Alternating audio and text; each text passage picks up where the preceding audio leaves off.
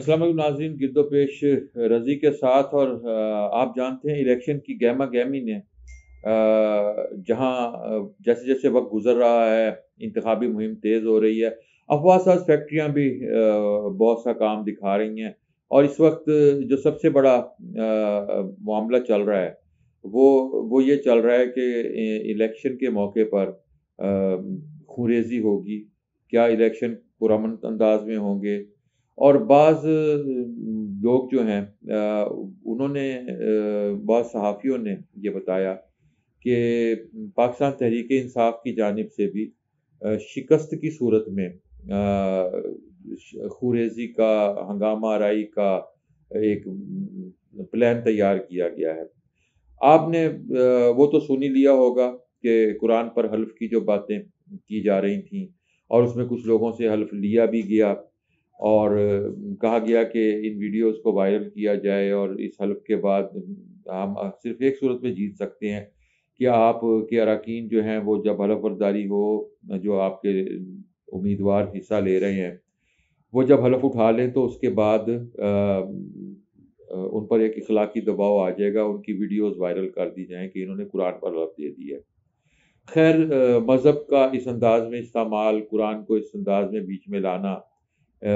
اس یہ خود بہت سارے سوالات کو جنم دیتا ہے، اور لیکن اس وقت اگر ہم گراؤنڈ ریئلٹی کو دیکھیں تو گراؤنڈ ریئلٹی تو یہی ہے کہ اس وقت عمران خان صاحب کو بھرپور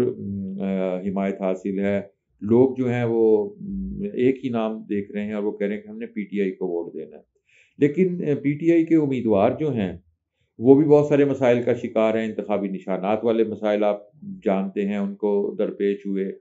اور ان کو ایسے ایسے نشانات الاٹ کیے گئے کہ جو مضحکہ خیز نشانات تھے، کسی کو کوئی نشان دیا گیا، کسی کو کوئی نشان دیا گیا، یہ سب ہم نے دیکھا۔ لیکن پولنگ والے دن کیا ہوگا؟ کیا پولنگ والے دن لوگ باہر نکلیں گے؟ آج جب میں وی لاگ کر رہا ہوں تو آج بھی لوگوں سے کہا گیا ہے کہ آپ لاکھوں کی تعداد میں لوگ سڑکوں پر آئیں۔ عمران خان صاحب نے آج لوگوں کو سڑکوں پر آنے کی کال دی ہے، لیکن اس وقت جبکہ سردی کا موسم بھی ہے، اور میں جس وقت یہ وی لاگ ریکارڈ کروا رہا ہوں تو یہ دوپہر کے 12-1 بجے کا ٹائم ہے، سو اس وقت بھی آپ سڑکوں پر تو پورا مکمل طور پر امن و امان کی صورتحال ہے، اور لوگ جو ہیں ان میں سے کوئی بھی، ہم اگر یہ کہیں کہ باہر نہیں نکلا، اب تک کی صورتحال تو یہی ہے۔ اس سردی کے موسم میں لوگ باہر نکلیں گے یا نہیں نکلیں گے، عمران خان صاحب کی یہ کال جو ہے یہ خود بھی ایک نتائج کا اندیا دے رہی ہے۔